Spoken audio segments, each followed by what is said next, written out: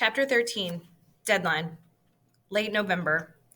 Timberline High School, which includes the towns Pierce and Weep from up north, has had the same season we've had. They're overloaded in the talent department, just like were before we lost Sooner Cowens, and came through the season undefeated with only a couple of close games. Their 1-2 punch comes in the form of the Brown brothers, Timothy and Choate, identical twin, full-blooded Nez Pierce Indians, who, as anyone who has played them will tell you, are virtually interchangeable. They're not that big, a little under 6 feet, maybe 160 pounds, but they're fast and wily, and they switch positions on demand. It's crazy watching the films. They're numbers 6 and 7, and until they line up, you never know which will line up at QB and which will line up at receiver. And you don't have to watch for long to think they have the telepathy thing going. The game is billed by the Boise newspaper as the actual state championship. The teams from the southern part of the state don't have the talent pool, so the real state championship game will likely be a blowout, though Coach will tell you on any given Friday afternoon, anything can happen. We are playing at Boise State. There's all kinds of hype because Cody will likely go there and because identical twin Native American brothers make great press. Timothy and Choate won't be matriculating to a college. They're both already promised to the United States government for at least 4 years. They're headed for a way different kind of war. We get out of school on Wednesday and go down to stay in a hotel near the college so we can get used to the field. Timberline does the same. None of us has ever played on artificial turf, and to make it even more surreal, Boise State has the only deep blue artificial turf in the nation. You walk onto the field and think you're playing the Smurfs. 8 jillion screaming Catholics at Notre Dame aside, it may be the biggest home court advantage in the country.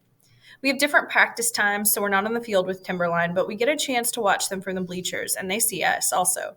It's hard to tell if the blue turf creates an illusion or if we're in for a real horse race because these guys look fast.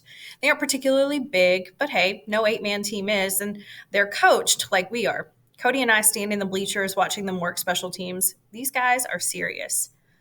We'll stay up late tonight, Cody says on the short bus ride back to the hotel. Go over the tapes until I see them in my sleep. Get a good night's sleep tomorrow and give these guys a shock. Man, we could sure use Cowens. Cody couldn't be more right. One guy makes a much greater difference in an 8-man football than in an 11. It's like arena ball on a full-sized field. One guy getting consistently beat on defense will kill you. Same with not being able to spring a guy loose on offense. Cowens may not have the brightest future after high school, but he doesn't feel pain, and he can run and catch with the best of them. We're going to miss the extra dimension he gives us. So this will be Cody's show. If he pulls it off, Boise State will have to give him a shot. If he has a game anywhere close to as good as his Horseshoe Bend game, the BSU scouts will go nuts. And Boise, Idaho, is a fucking crazy football team. I mean, they have a blue football field. Game day. Boise has a full-size stadium that they pack with every college game. And though our 2 small towns don't fill it to capacity, they don't lack for excitement. The atmosphere is electric. The bands take turns on the blue turf with their pregame performances. Cheerleaders cartwheel and dance to the music and challenge one another to create hearing loss. I don't know that I felt anything like this. In a shot at a psychological boost, Coach makes his first tactical error of the year. He sends Sooner out with my brother to meet the captains of Timberline. The brothers Brown, whose silky black hair falls to their shoulder pads. My brother reaches across and shakes their hands, but Sooner raises one hand as if he's being sworn in a courtroom, and my brother backhands him hard in the chest. The brothers nod and walk away. When Cody gets close to the huddle, I ask what Sooner did. Fucker said, "How, Chief?"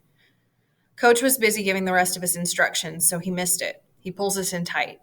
This is it, guys. Everybody expects both teams to have the jitters for the first few plays, but don't let that happen. I don't want to try to come from behind on these guys. Do what you've done all year. The field's 100 yards long, and the crossbar on the goalpost is 10 feet high. The only difference is Smurf turf, and more people in the stands. Those things are equal for both teams. Play smart and play hard. We busted our butts to get here. Now let's get one more. We line up to kick off. I have a feeling it's a bad idea to introduce yourself to either of the Brown brothers like a movie star cowboy because Choate takes the opening kickoff 87 yards across our goal line, and he is untouched. Then he jogs over to our sideline and hands Sooner the ball and jogs back to midfield to get ready for their kickoff. Cody comes over and slaps Sooner on the ass and says, "Way to go, big guy," and is back onto the field before Sooner can tell him to fuck himself. Cody doesn't find his rhythm, and we're 3 downs and out. Timberline scores another touchdown before we can solve our Native American problem. Then Cody catches fire. Through the rest of the half, he fires one score to me and one to Dolvin on a guard eligible, but Timberline answers each time, and we're playing 2 touchdowns behind. Our crowd never gives up, and theirs is off the charts, and the bands battle each other almost as hard as we're battling on the field. Though Cody has a brilliant game at quarterback with over 300 yards passing and running, I get my share of catches and tackles. We never get within 1 touchdown. Nobody gives up, and the crowd gets to see a hell of a football game. But the rocket ride Timberline gets from Sooner's slight is too big to make up, and our season is over.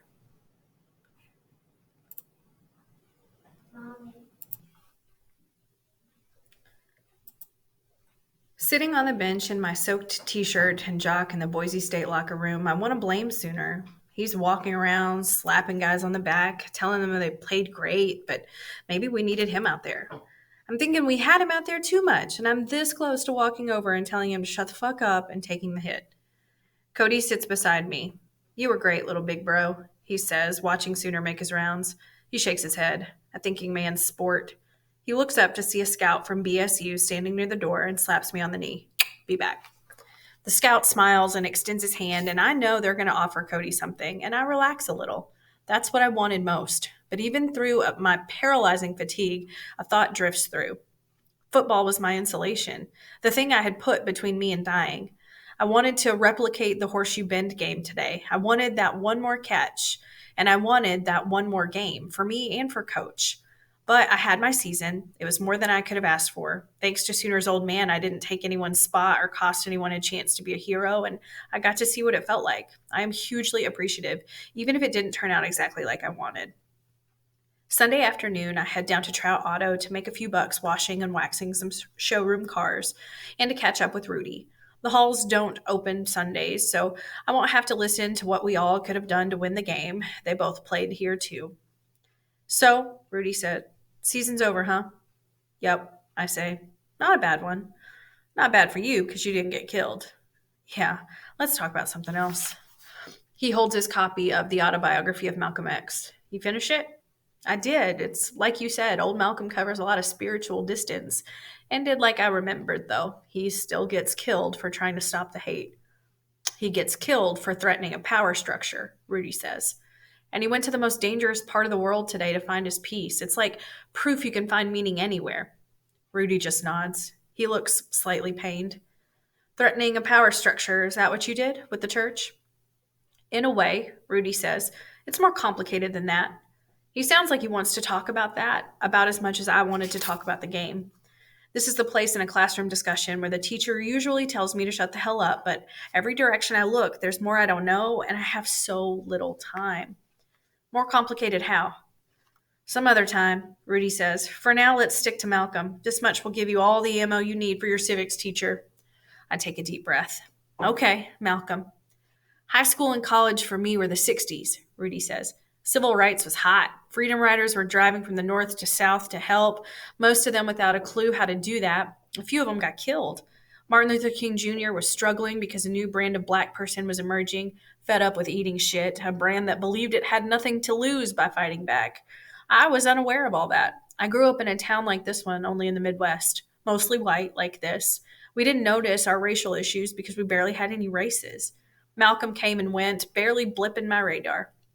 I remember being glad it was black guys who shot him because then they couldn't blame us. I may have thought he got what he deserved. Came out this direction to Gonzaga for my undergraduate work. Already knew I was headed for the priesthood. You were 18 and wanted to be a priest. Did you know what that meant? You mean no girls? Yeah, I knew what it meant. I had my reasons. At any rate, GU wasn't a lot more diverse than my hometown, and nothing in me changed. Though the country was going through major turmoil with the war in Vietnam and all the racial unrest, poor people were doing most of the fighting, even though there was a draft. There were a million ways out of it if you had money, but I wasn't paying attention to that. I was focused on my own demons. I wanted to be a priest. Phew. And then I was, and it wasn't what I expected, and I started looking for some real truths. I read Malcolm's book, or Haley's book on Malcolm, and then I read up on Cesar Chavez and King and Gandhi and 100 other men and women on the front lines trying to make the world livable. And I realized I was being left behind, but I was scared to leave. And I started trying to work from within. And then Rudy looks almost dreamy. Then a pained look comes across his face and he snaps out of it. I fold my polishing rag and sit in the folding chair next to him. He reaches across and squeezes my knee, looks me right in the eye. Things spun out of control, Ben. Never let things spin out of control. It's too hard to get it back. You mean? He lets go of my knee and sits back. Enough for today. That book was simply the one that got me fired up. Any good book can do it. I'm lying face down on Dallas Suzuki's couch while she straddles me, massaging my back and shoulders. It feels so good I'm considering paying her the money I earned cleaning cars. Her mom is in her bedroom and we have put Joe Henry to bed. I might have to do another article on you, little man, she says. You had quite a season. You didn't have a bad one yourself. I was lucky enough to be with more talented players. She kneads along the sides of my spine. This is deep tissue work. Maybe not as good as sex, but it will stand in nicely until sex comes along. So good, I say. A little higher on the shoulders. Oh, God. Will you marry me? We don't have to live together or anything. I'll just come over once a week. You don't even have to talk to me. I can feel her smiling. She massages a few more minutes in silence and then, do you think we have a chance? At what? Being together. I'm quiet a second, my mind racing. If she means now, sure. You're not just in it for the sex? What sex? She slaps my back. The future sex. Dallas, I gotta tell you, I really like you. I really like you. Can you prove that in the court of law? I can prove it anywhere. Is your love for me unconditional? She says. Unconditional. What if I got in a horrible car wreck and my face was disfigured? I'm your guy, I say. And lost my arms and legs? I wince, which she can't see. None of this is likely. I won't have to prove it. Still your guy. Would you love me if I were a man? No. You said it was unconditional. Yeah, but she slaps my back. How am I ever going to trust you? Would you love me if I were a 12-foot python? I say. Twice as much, she says back. With oozing reptilian sores? 4 times as much. Huh. I think women are just superior beings, she says. Maybe I'll have to make do. We're quiet, and she starts rubbing my back again.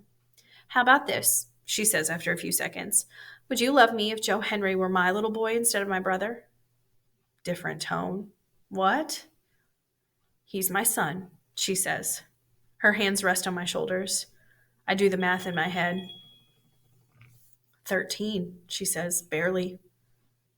Wow, your uncle? Right, so how fast do you want to run for your pickup? I'm not running for my pickup. I have no idea what this means. So she tells me. As soon as we graduate, I'm coming out with it. Her voice quivers ever so slightly. It's been awful. When I first told my mother about Uncle Roy, she slapped my face. Then I got pregnant. She couldn't deny it. She is big-time Catholic, so there was no getting rid of it, which I wanted to do, and am really glad I didn't. Since then, it's just been this monstrous secret. That's why you don't see her around much. She thinks you already know. Anyway, once we went through all of the sleight of hand, Mom told everyone she was pregnant. We were going to live with the father, and then came back after Joe Henry was born and said the dad abandoned us. I couldn't make myself tell the truth, but I'm going to because it's been like carrying a hot coal right here in my chest. And I hear her knuckle knock against her breastbone. And Mom can just figure out what she's going to say. Joe Henry and I are off to college, and so I won't have to stay around and listen to it. But Mom's on her own because I'm full up. And you're the only person in the world that knows this, and I need to know if you're going to stay or run. Wow. She sits up, and so do I, wrapping my arm around her shoulder. I say, stay. I hate secrets, she says, and though her voice is strong, tears stream down her cheeks. They'll kill you. They're worse than my uncle. She turns to me. I don't want you to make any commitment or marry me or any of that. We don't even have to go to the same college. I just need to know that nothing changes now that you know. And the stakes go up because I would be around. Joe Henry is the coolest little shit in the universe, and I already like helping to train him to grow up to be